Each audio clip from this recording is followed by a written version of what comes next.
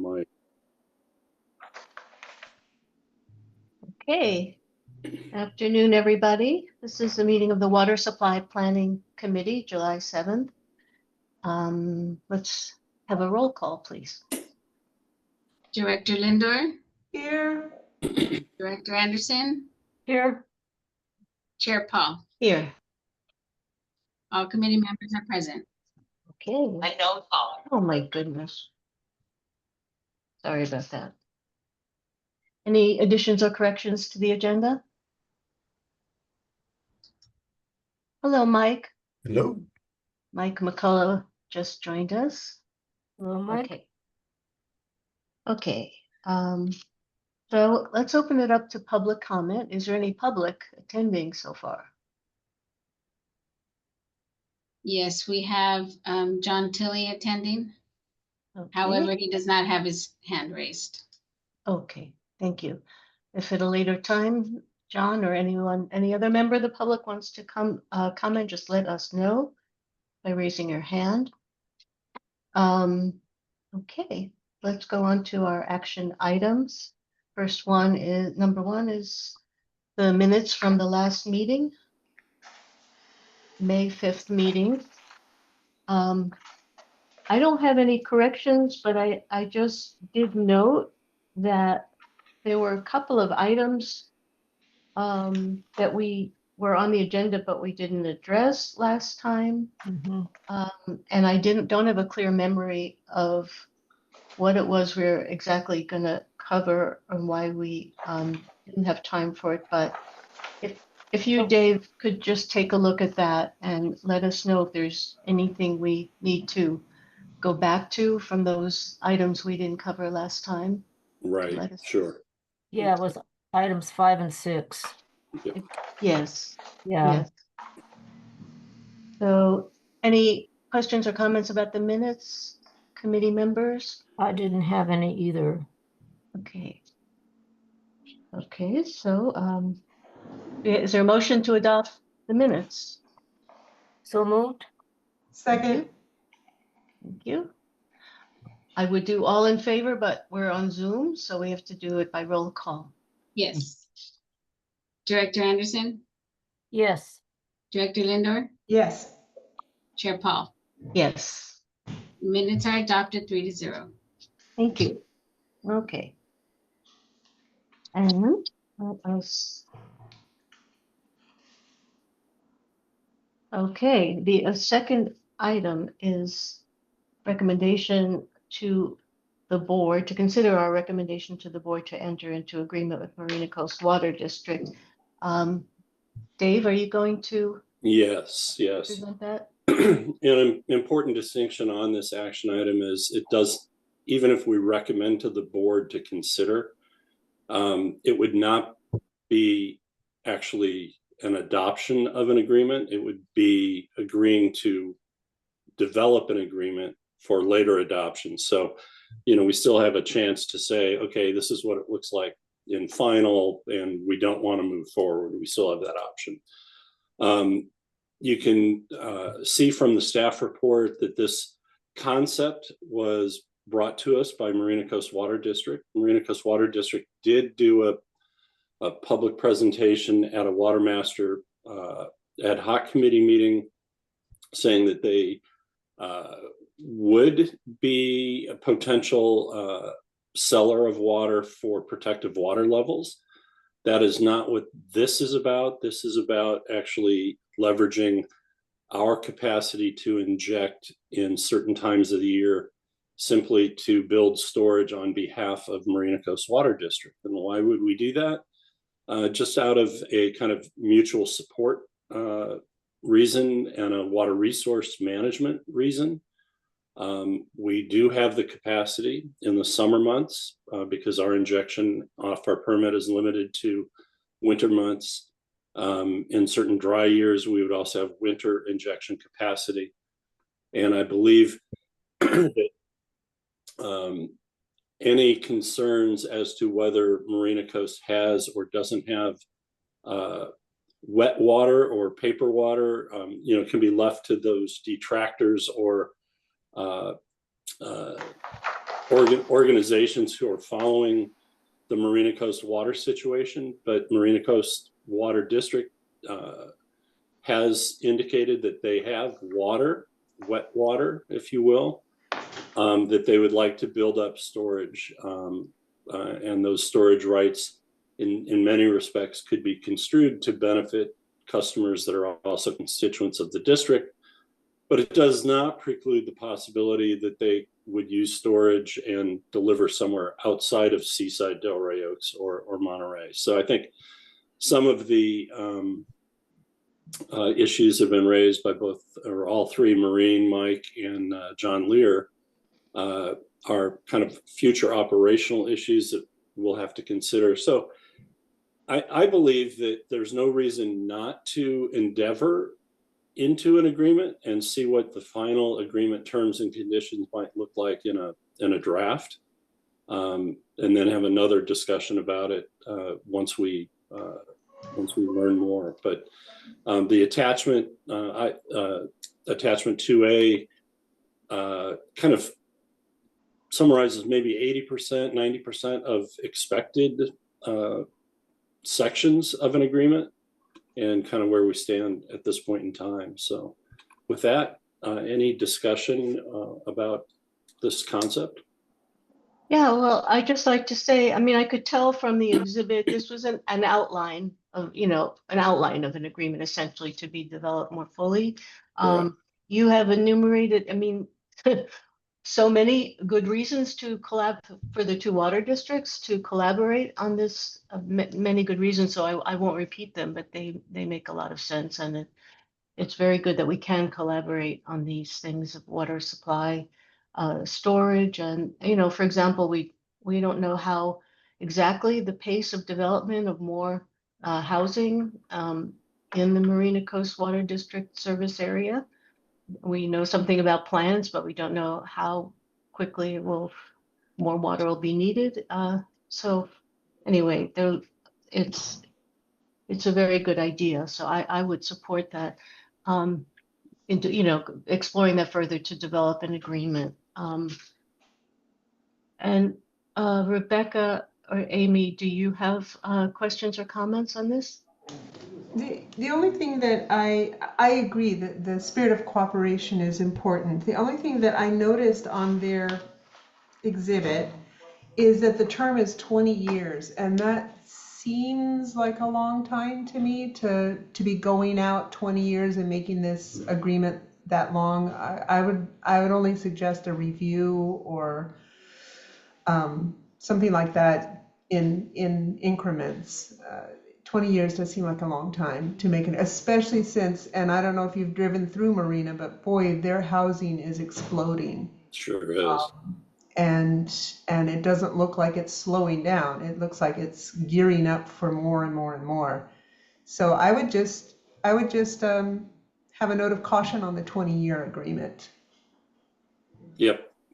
And I think we can obviously raise that with Marina Coast. I think kind of two things would be working against each other, shorten the term, but it is storage, and storage usually means that you want to leave it there for a while. So we'll see what their intentions are.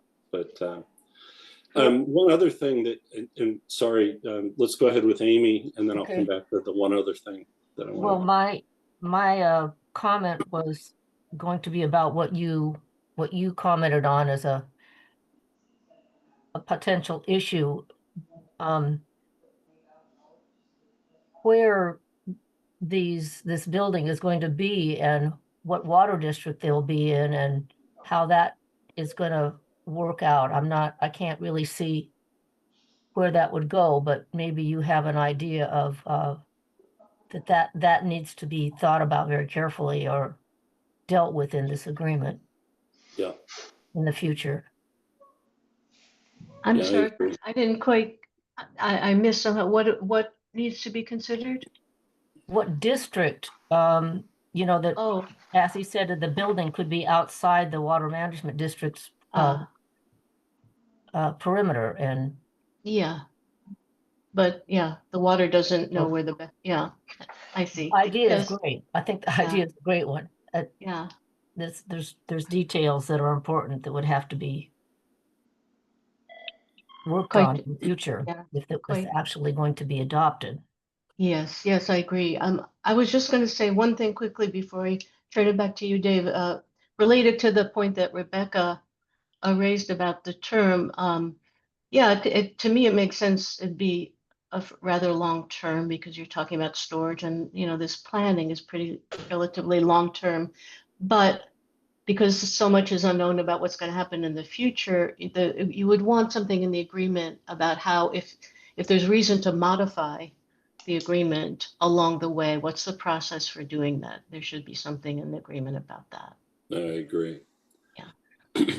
Back to you, Dave. I just want to add one of the things that I thought, because Rem and I have talked about this a couple of times, and he said, "Hey, we should be able to purchase water from each other, at a rate." And I said, "Well, I don't really see how that might happen." And then over the weekend, I was thinking, we could take a piece of the 2808B water right and create yet a third water right for storage to ASR, perhaps one that, we put Cal-Am's name on the other two water rights, but if we had our own storage water right, then in a surplus heavy season, we might be able to store water for our own account. And then the thought also occurred to me that if we had a recurring drought for, let's say, 2 or 3 years where the Pure Water Monterey expansion was perhaps slightly at risk for source waters, then if Marina Coast could sell water to us, we could use that also as a drought reserve to the extent they could declare it surplus. So there might be some benefits there that I hadn't even thought about when I first put this in the packet. So, there may be some potential there that would benefit both water districts. Yes. Even with the acquisition of Cal-Am, it would be the same. We would want this same option to continue in the future. So something to think about. Thank you. Fran? I'm just questioning the source water because that doesn't appear anywhere in your outline. And we know that they can't export outside of the Salinas Basin. So are they talking about Monterey One water, recycled water that they purchase under the contract? Oh, they could declare it to be the restarted desal project that they have that they're putting back online. They also, the definition of the Agency Act's prohibition said except for service to the old Fort Ord. And so it's not clear that storage in the Seaside Basin runs afoul of the language of the old Fort Ord. In fact, at one point we even evaluated whether Marina Coast water could be delivered to the Presidio in Monterey. And there is a series of facts that line up that would support that because of the way the Agency Act prohibition on export was defined, had a carve out for activities on the old Fort Ord. And at the time, the Presidio was headquartered on the old Fort Ord. Now it's headquartered at the Presidio of Monterey. But there was some language in some document I found that found some legal equilibration of those two. So I think Fran raises a very good point. So what we're referring to is in the act that created the Monterey County Water Resources Agency, there were some specific prohibitions. For example, any water from the Big Sur and Little Sur watershed cannot be exported. And that was basically an attempt at that time to use that legislation to say, don't ever look at the Big Sur, Little Sur rivers for water supply. Similarly, no groundwater produced from the Salinas Basin may be exported. Right. And that is where the whole issue about return flows on the desalination plant came from and so forth, you may recall. Yes. And so that's the reference that Fran is. Okay. talking about. That should have been a point to help clarify what you're discussing. So, Yeah. Yeah. Thank you. Is there anything more, Fran, that you wanted to call our attention to about that? A concern? No, I think this is in the very early stages of development. Mm, I just want to make sure that we are aware of the restrictions on Salinas Valley water, which we see in all of our litigation anyways on the desal, Calium's desal plant. So, and I also think that there may be an issue, and this is outside my wheelhouse, as to, I know it has to meet water quality standards, but if you're adding in another source, you know, we have complications right now with the travel time restrictions that we have for the recycled water out of Monterey One water, and I just don't know if adding a different source creates an issue that has to be addressed. So I think all of these would come as they're developing what the concept is going to be. So thank you. thank you, Fran. Yeah, that issue is noted in the outline that was attached, the water quality issue. Yep. And, you know, there's other things that are going to fall out. I mean, right now, they do not have extraction well capacity secured. And originally, when they talked about this, they were like, whoa, could we piggyback on your ASR well number one? Or it's like, well, no, we're no longer using that for extraction due to the travel time issue.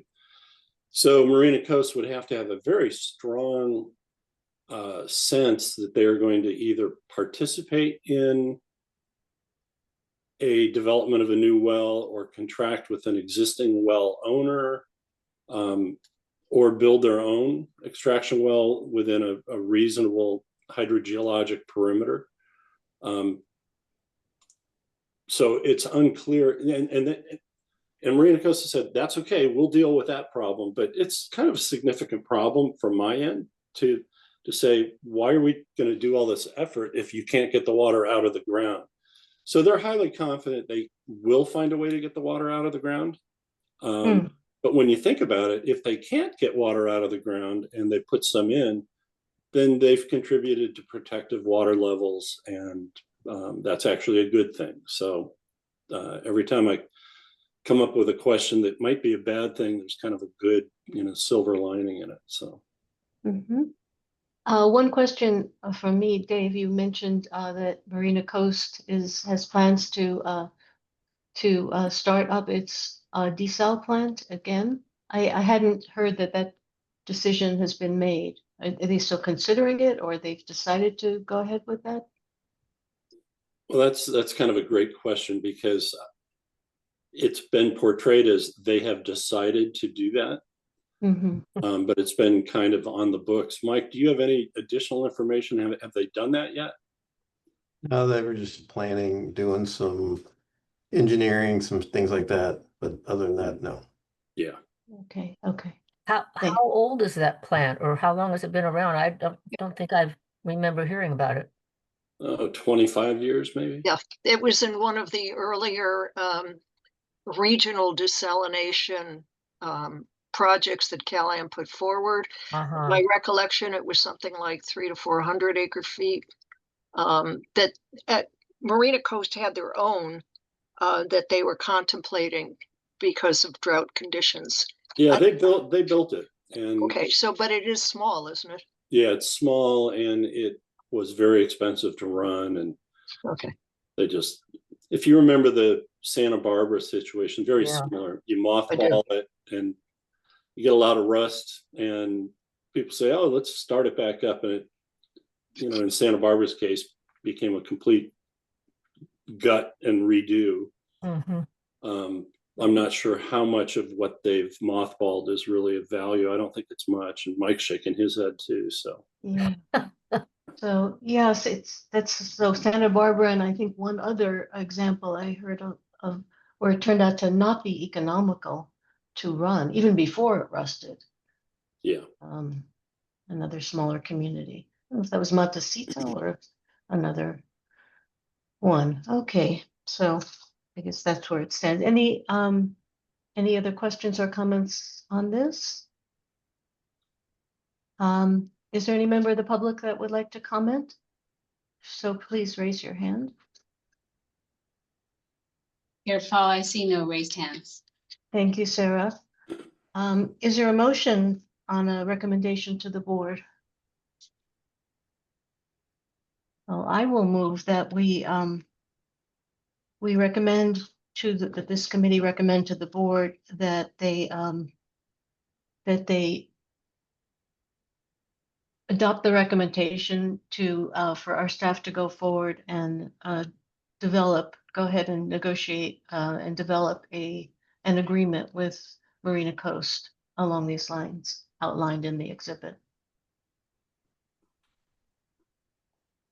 Yes. As Dave, I'm just trying to incorporate what Dave said in the beginning, that this is not the agreement isn't written out yet. It would require some further work, but Yeah, and I think in concept. And moving this to the board for the board meeting, I will make sure the recommendation language is a little clearer, that the direction to staff will be develop an agreement for board consideration in the future. Yeah. Perfect. Thank you. Yes. Sounds good. Okay, so that is incorporated into my somewhat incoherent motion. I'll second it. Thank you. And Sarah, if you need clarification, let me know. Okay. For the minutes. Okay, so let's All have right, and I'll take a roll call. Director Anderson, Yes. Director Lindor, Yes. Chair Paul.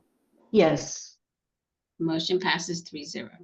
thank you. And thank you very much for working on this. I think sounds like a very good idea, very Mhm. useful. Yeah, Useful. we'll see where it leads. Sarah, tomorrow I will modify the staff report based on our discussion. I'll get you some. Okay. So our third item is the update on the demand and supply proceeding at the CPUC.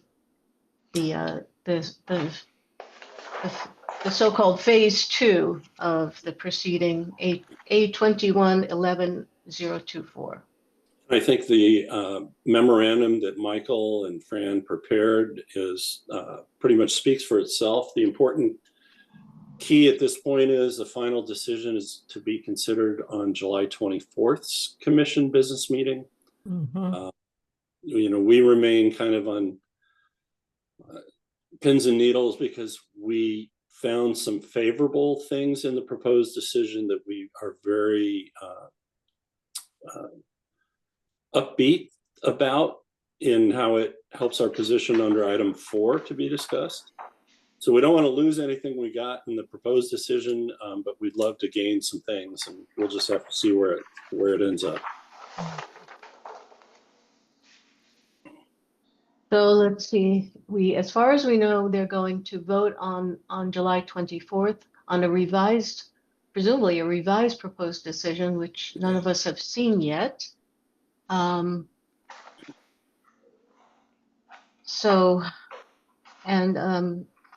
There's that excellent presentation that Landwatch developed with some which basically incorporates what's in our testimony and our briefs, but it packages it in a very a way that hopefully would be easier for people to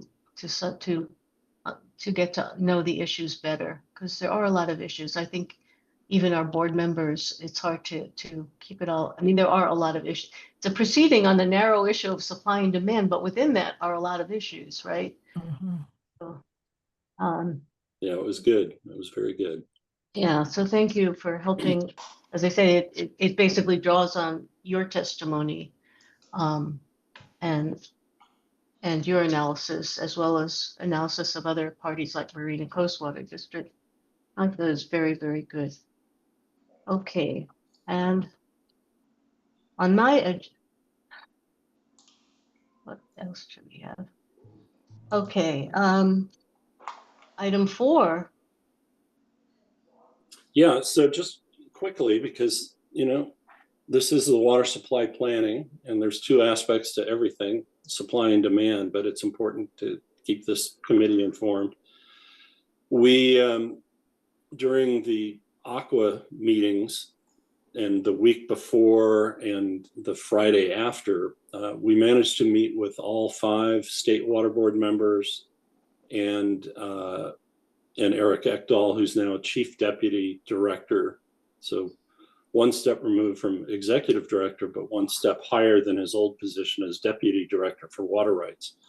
They have not yet filled his position, the former Deputy Director of Water Rights, but ostensibly, according to the CDO, it's that position that has the authority to release the CDO. Expect that no one individual at the State Water Board would do that on their own, even though they have the authority. So it'll probably be workshopped with the board members or even brought to a hearing. But in anticipation of that, we told the board that we would meet with them once again informally once the final decision from the PUC is out. And so Mike has gone ahead and set up meetings with 4 of the 5 commissioners. I think we're meeting on August 7th, and piggybacking on top of that will be Eric Ekdahl again. And the purpose of that meeting is to say, okay, here's the third-party review of supply and demand. Here's what it says. And the it being, and this is where the proposed decision was incorrect in many respects, but it did say, here's how much supply is available today, and here's what demand in the future will look like. And if you straight line even the commission's demand numbers and say, okay, on average per year, here's your growth rate, it makes for a very compelling near-term understanding that there's a surplus of water for the foreseeable future. And that's how we deal with, there's test A, is there current trespass? And there's test B, is there the potential for trespass or a substantial risk of trespass? And so we need to dispel that substantial risk issue. And that's where the current surplus and the surplus being for 10, 15 years helps our cause. So irrespective of the fact that we thought the PUC got it wrong, where they left the proposed decision was enough to say, look, you don't have the goods to say that we are in trespass or at risk of trespass. So it's time to release the CDO and let the community build. And we've begun to discuss some guardrails. So I think that when we get into the meeting in August, we'll also be able to pitch some proposed terms and conditions on a revised CDO. Not the least of which could be something like when demand reaches 75% of available supply as reported annually, then there will be a full report back from CalAm and the district as to what replacement supplies will meet the need for when those 2 lines do cross years out in the future. Or it may be that we use the annual supply and demand reporting that all the utilities now have to do to the state as the tool for that. But I think they will be looking for something that's like an early warning indicator. Mm-hmm. And everything that we've kind of talked about internally is never going to create an early warning in the next 10 to 15 years. So I think that they will want something to maintain their role as being informed. Mm-hmm.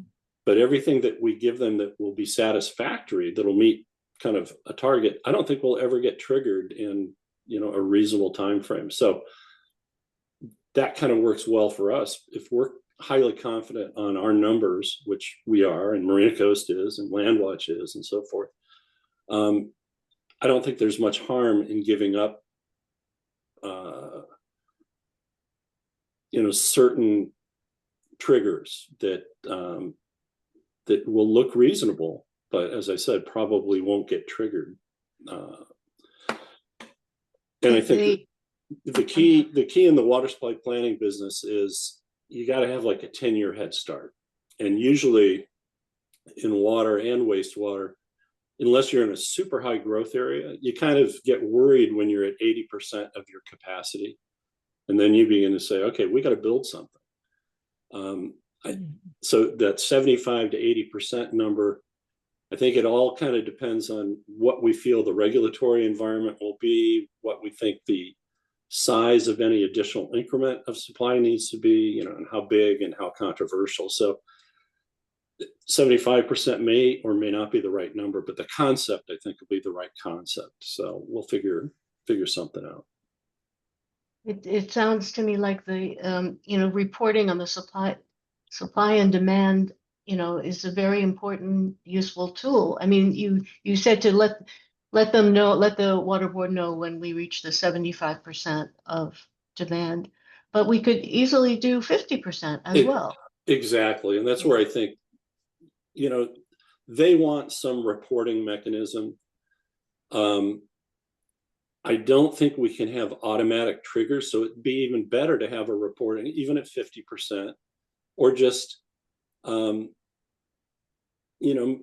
annual report that they have to do for the state. The problem we have is Cal-Am has to submit a great deal of information in a variety of forums now, and it's getting bigger and bigger with water use efficiency standards and so forth.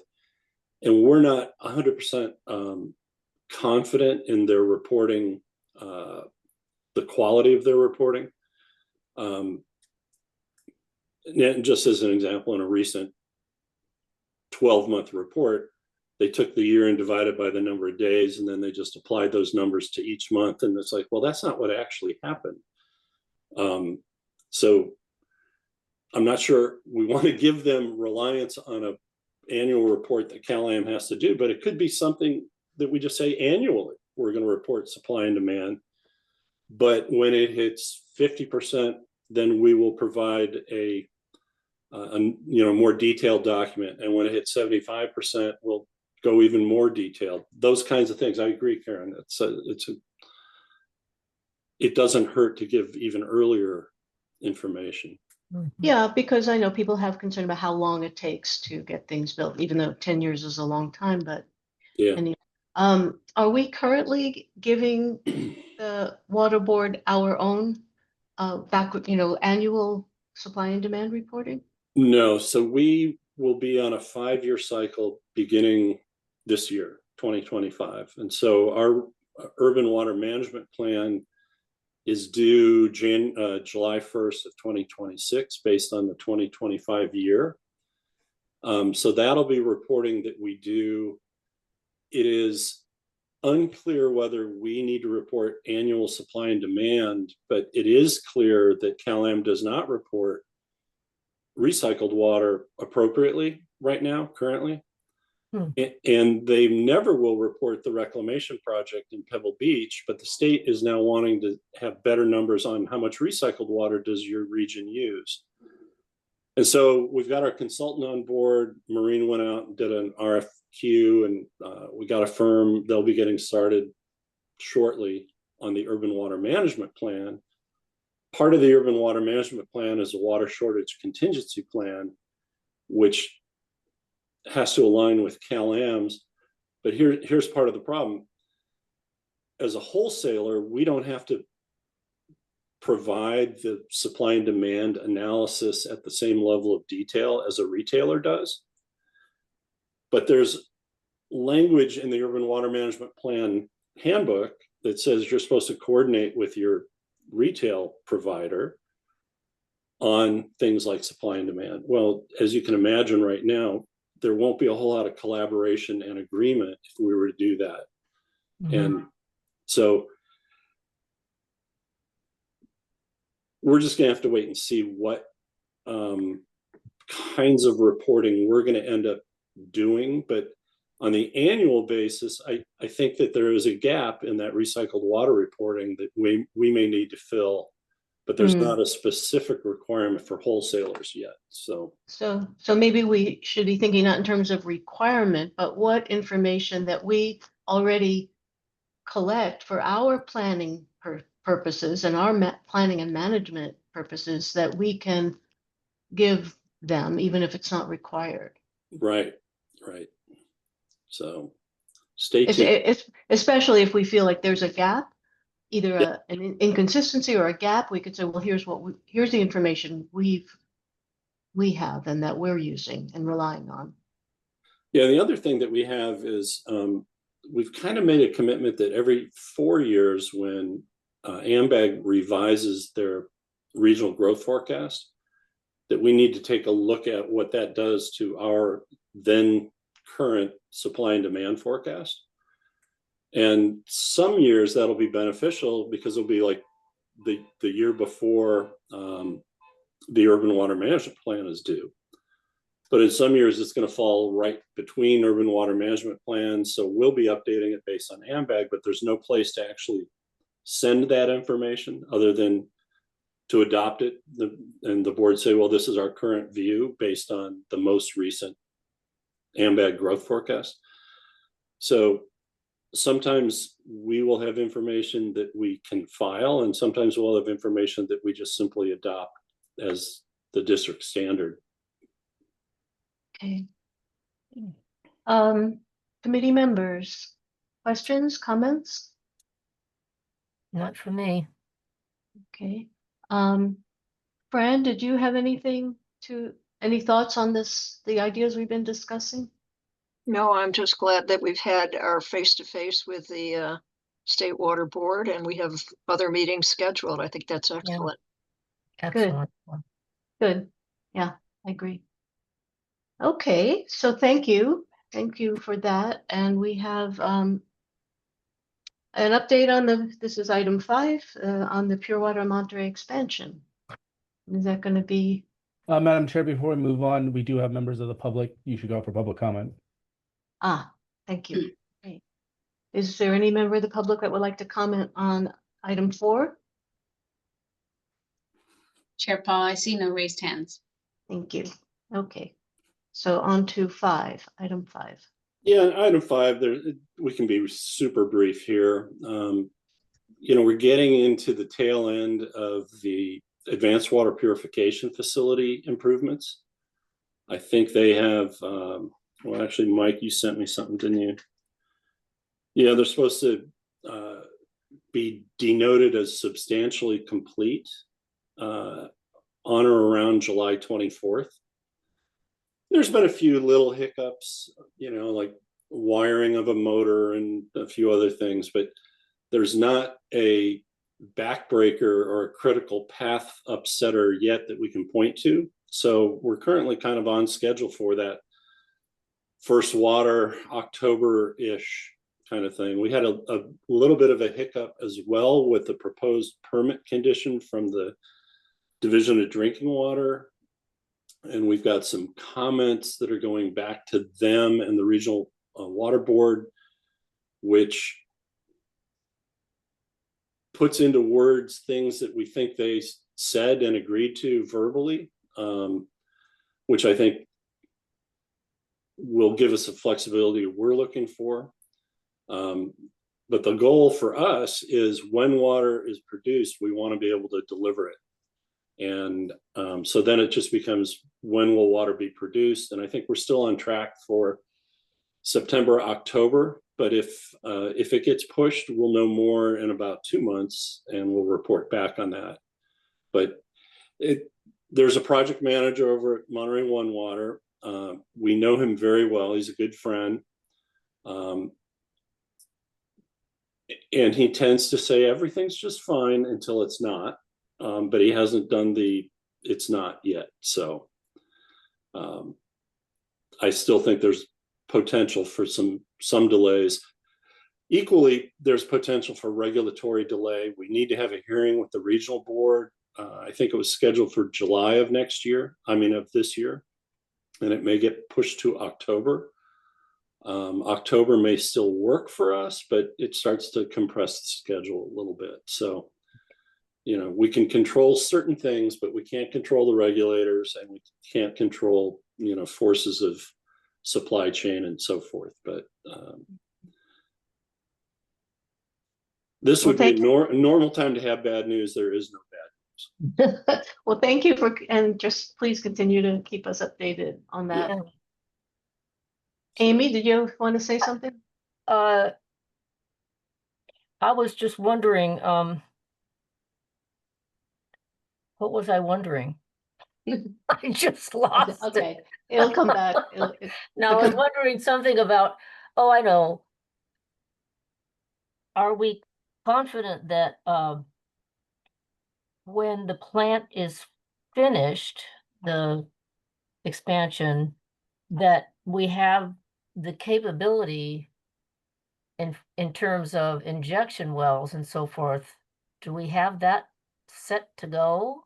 Yes, and so that actually touches on an important point. We will have the injection capacity.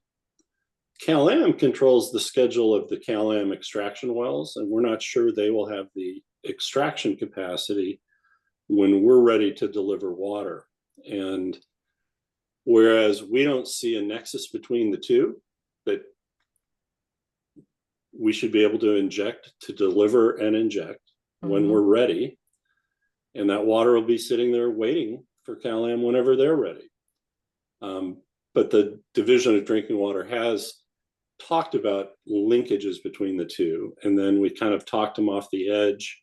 So that's part of our comments going back, and we'll see what the ultimate outcome is. But that may be something we have to grapple with. The important thing, and you touched on this earlier, talking about ASR, one of the things we pointed out is during the injection season, when ASR is injecting water, travel times are actually reduced because it creates kind of a bubble of this injected potable water that is in the way of traveling pure water.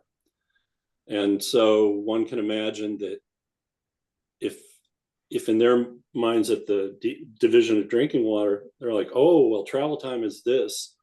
It's like, well, wait a minute. It's slower when certain things happen. So imagine if we started injecting also in the summer months on behalf of Marina Coast.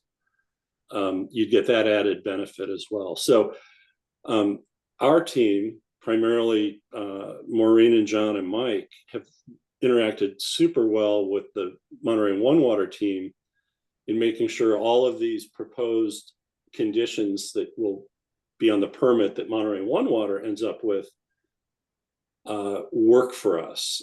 And part of the problem has been DDW wants certain representations that Monterey One Water isn't really in the business of doing. And so when we raise the issue of, hey, travel times are slower when ASR is happening, they're like, oh, well, can you report to us when ASR is happening? And so Mike and John and Maureen have been developing a little MOU with Monterey One Water on reporting the injection season so that we can meet that concern of the regulators. And then there's another issue about, we have this, think of it as a no-fly zone. This is a no-drill zone where you wouldn't locate a new production well because it would definitely affect travel time. And DDW wanted reporting from Monterey One Water about any wells that were proposed for that restricted area. It's like, well, that's our information. So we're finding ways to get things that we have the details on into a reporting structure to make Monterey One Water's life workable so they can actually produce and deliver the water that we ultimately sell to Cal-Am. And so it's very collaborative, but boy, I tell you, you've got the regional board who has its interests, but they can't act on their interests until the Division of Drinking Water reviews the engineering report to act on their interests. And it's been kind of an uneasy process. And where that might lead is to, as I mentioned earlier, a delay in their hearing, which would delay the issuance of the permit, which could delay the performance start date for the project, even though the project's right there ready to produce water. So again, I hate to keep saying wait and see, because if you say that in July and then you say it in September, eventually we're at that point. So And did you share those concerns about timing of regulatory approvals when you met with the board members? Not quite in those details, but we will, because we've had the concern. And so before we had our first meetings, we kind of had that, hey, is this thing going to be on time, or do we have to wait? And if we have to wait, what is the schedule for Cal-Am's extraction wells? And then all signs pointed to go, I think, at that point. So we said there won't be a delay, but I think in the context of the August 7th meetings, we're going to have to say, look, it could be October, November, or it could be January, February. But I don't think that's going to change their deliberation process. I mean, we've already lost a month just due to summer vacation schedules. So, and yeah, probably. And we're we lost time when the PD was pushed to July 24th. We had hoped to actually come in late July or August with a red line of what the CDO could look like. And we're clearly not going to be ready for that, or a formal petition filing until probably late August at this point. So, Fran, you had something to say? It's a follow-up to Amy's question. On phase 1 of the long-term supply and demand proceeding that we're now in phase 2, the PUC did authorize the 4 extraction wells, which Cal-Am has to have so that it can access all of the new water.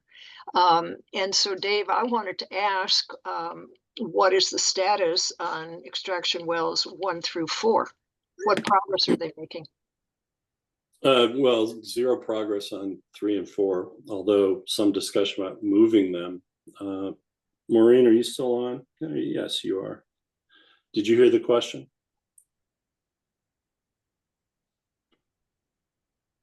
I'm sorry, can you please repeat? Yeah, what's the status on extraction wells 1 and 2, and what do you know about 3 and 4?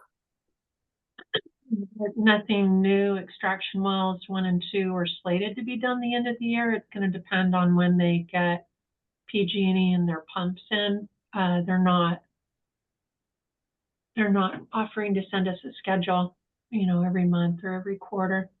And then as far as 3 and 4 go, there's a lot of talk with Cal-Am, some talk with the city of Seaside about where those can be sited, but I don't know of any movement past.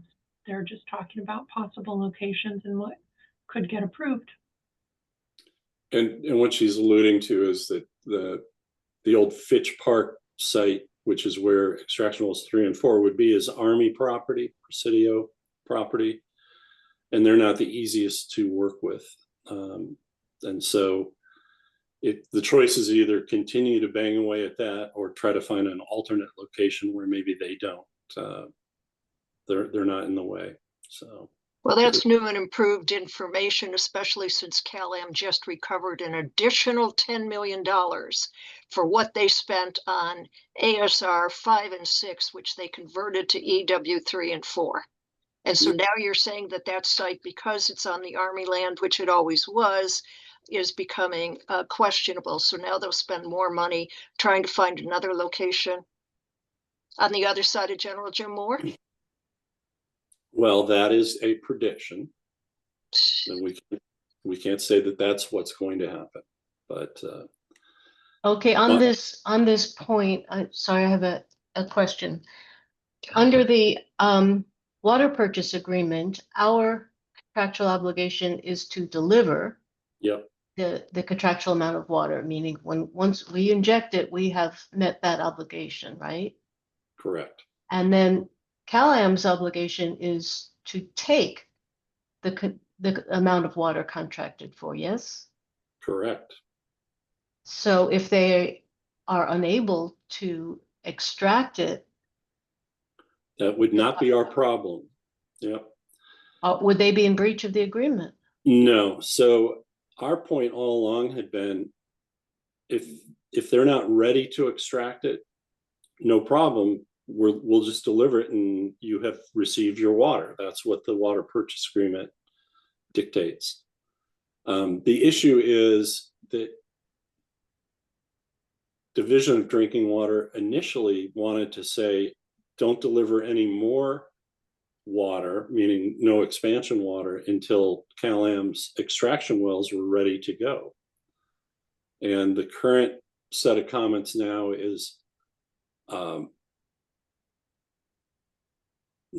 it is not restrictive to the 3,500 acre feet of deliveries, but it's attempting to be restrictive to the limits that were placed on the base project. And the base project was 4,300 acre feet. And so that provides excess capacity over the base 3,500. So we could begin to deliver expansion water. So it comes down to what does the permit language actually look like? And that's, as I said, it's in negotiation right now. If I could add one last thing, Dave, about the extraction capacity, the full plan was to have 2 more injection wells and 4 full-time extraction wells.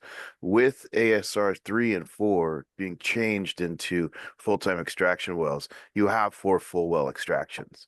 You just do it at the expense of ASR. Right. And unfortunately, we don't want that. We want them to get to extraction wells 3 and 4 so that we can convert ASR 3 and 4 back to bidirectional. They meaning Cal-Am doesn't seem to want to use ASR 4 as a production well. So at a minimum, it'd be great to have it converted back to an injection well. But all of these are kind of in flux as we speak. Well, what can we do to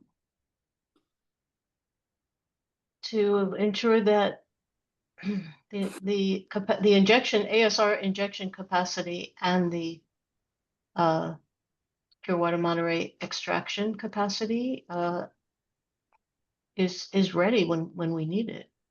I mean, given that we don't, given that we don't own and we're not, directly responsible for building some of these wells. Yeah. Yeah, we're doing everything we can, and we're enabling everything we can. I think your staff have acted pretty quickly on this reporting of ASR information and the little MOU, and that'll signal to the regulators, hey, we're taking this seriously. We're going to give you everything that you've asked for pretty quickly so that you can make a decision and don't delay us. But only the rotation of the earth will reveal to us if we're on time or not.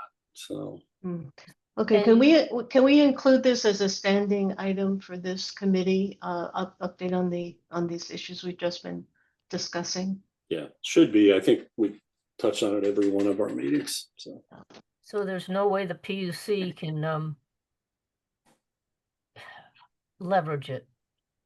No, and it's it's a regulatory morass when you really look at it, because as of now, we are not a public water system subject to the regulations of the Division of Drinking Water. Division of Drinking Water regulates the public water supply. Pure Water Monterey is actually a project governed by waste discharge requirements, which is the Regional Water Quality Control Board. Well, regional boards and Division of Drinking Water are still both branches of the State Water Resources Control Board, but they have different purposes. And so we need the regional board to act, but they can't act until the Division of Drinking Water has reviewed an engineering report and given certain approvals. And so they've all come in together over the same project, but they all have different interests, and not the least of which is kind of in general, the Division of Drinking Water doesn't really want to talk to us because we're not their regulated body. And we've tried to make it easier for them by talking to us, but they kind of prefer not to. So it's been challenging. Yes, so. Great. Thank you for that, and let's keep an Yeah. eye on this and see if we do at some point need to, raise hell in some way in order to. Well, yeah, and that's been talked about.